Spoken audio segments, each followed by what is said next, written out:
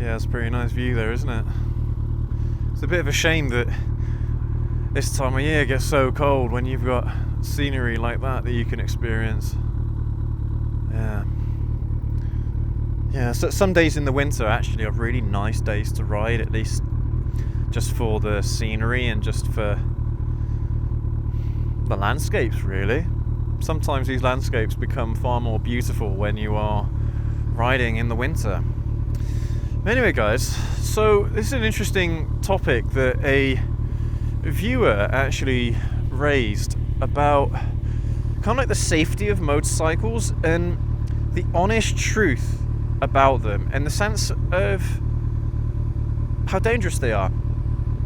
And it does put a lot of people off riding. But in today's video, I kind of want to dispel some of those myths. I kind of want to reassure certain people that might be a little bit risk averse to certain things, that actually riding a motorcycle can be safe and it can be enjoyed sensibly. You know, you don't have to be stupid on a motorcycle, and even though there are things that are outside of your control that can get you injured or get you hurt on a motorcycle, believe it or not, a lot of the safety comes down to you as the rider. You are the one responsible for your own fate. You are the controller of your own fate. That's the saying. There's a famous phrase, but you are the master of your own fate, and that's especially true on a motorcycle. A lot of instances where there is a crash or where something happens, there are things that you could do or could have done to avoid it, or to at least limit the damage to you. And it all comes down to, well, one, experience, and willingness to learn from mistakes. I think that's probably a shared feeling amongst motorcyclists, is that everyone makes mistakes. Any motorcyclist will make a mistake, but it's how you learn from it and how you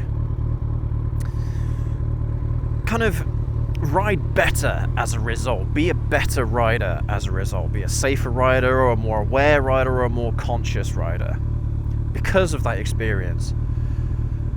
And yeah, I'm not going to lie, close calls are a common occurrence, but I prefer to have a close call where I know it's actually coming because of my experience. I'm able to get myself in the right position on the road. I'm able to prepare myself for that close call, instead of being totally unaware that it's about to happen, and then instead of it being a close call, it's actually a crash.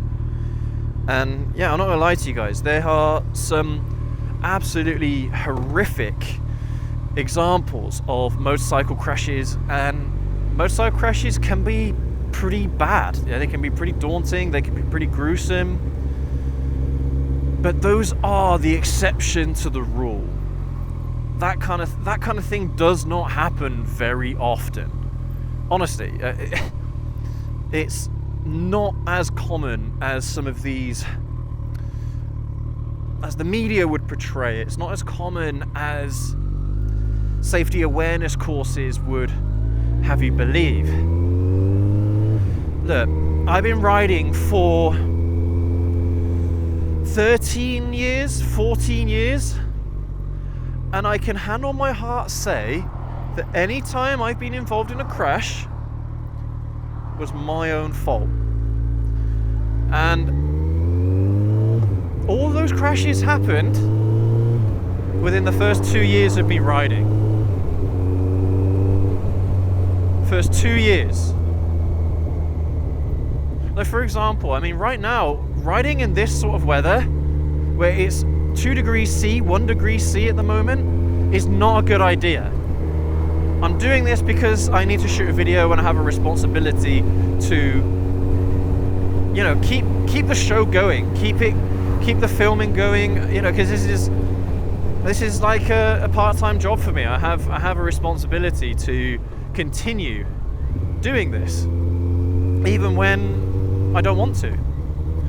And look, I'm going to be honest with you, I'm going to be totally fine, right? Going out and riding today, I'm going to be absolutely fine. But that still doesn't change the fact that I'm weary and I'm aware of the situation. I prefer to be aware of the dangers before doing something than going just blindly into something and, you know, not knowing not knowing the exact consequences of that particular thing, that particular activity. Because at least then you'll know. I prefer to know what's going to happen, or what could potentially happen, than not know. Maybe that's just me, maybe that's just the kind of person I am. But motorcycles can be safe, guys. Yeah, they can be safe. I promise you, they can be extremely safe. And for those of you that are pillion riders out there, or people who used to pillion, well, I'll give you a prime example. My wife's mum, my mother-in-law, and she got involved in a oil slick crash with her dad, with my father-in-law. And they were riding together one day, I think it was in Scotland, and they had a crash from an oil slick in the road. Something happened, and the bike slid out from underneath them. They both walked away from it with minor injuries. It wasn't anything too extreme, and they were fine. They were absolutely fine. They didn't have any long-term health problems as a result of it or anything like that. But that experience scared my wife's mum to the point where she didn't ride pillion again for a long time. I think it's like 10, 15 years, something like that. It was a hell of a long time. But since then, it's been about 5 years, I think, from memory, 5 or 6 years, that she has been riding pillion with her husband, with my wife's dad. And she's enjoying it. She's absolutely loving it. But they also had another accident where they were in France, where again there was like gravel or something like that, where the bike slid out from underneath them. And I mean, they weren't traveling that fast. It was at a roundabout, for God's sake.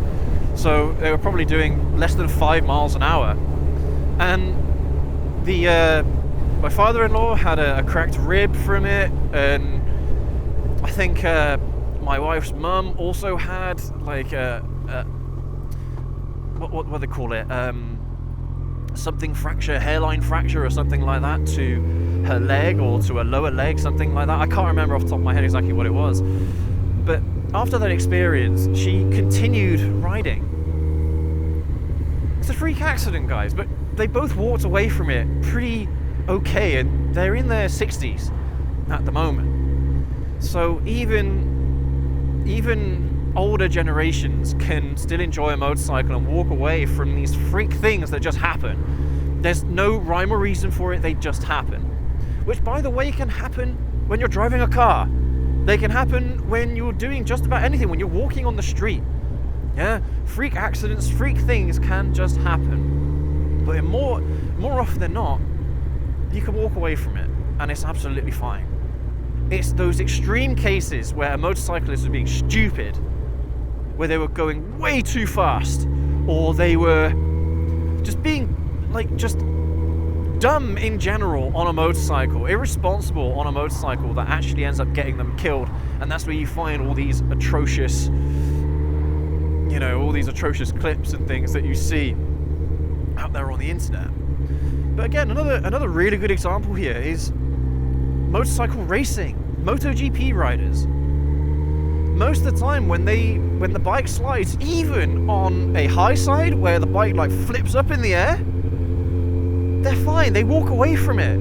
A lot of the time they try getting back on the bike again to continue the race, for God's sake. And they're traveling at 100 or more miles per hour going around these bends. It's ridiculous. And these things happen, but they walk away from it. They walk away from it. A lot of it depends on the gear that you're wearing. If you're wearing a helmet, then you're going to survive a lot of head trauma. It's going to give you a lot more chances to survive head trauma than if you weren't wearing a helmet, for example. Not wearing your leather jacket, you can burn up half the side of your body sliding along the floor if you're not wearing a jacket. If you're wearing a jacket, you walk away from it pretty much scot-free. You might just have a couple of bumps or bruises. It's funny because I know that pillion riders have to 100% trust the rider in their abilities, and that they pretty much know 100% what they're doing, which you don't. A pillion rider is really putting their life in your hands. But if you are a responsible rider and you know that this person has never done it before and they are new to the experience, then you can introduce them to it in a considerate manner, in a way that they can appreciate the experience and not get absolutely scared shitless by it. There are ways that you can ride considerately with a pillion. Of course there are. I do it all the time. If my wife is riding pillion with me, I always ride well within what I normally do.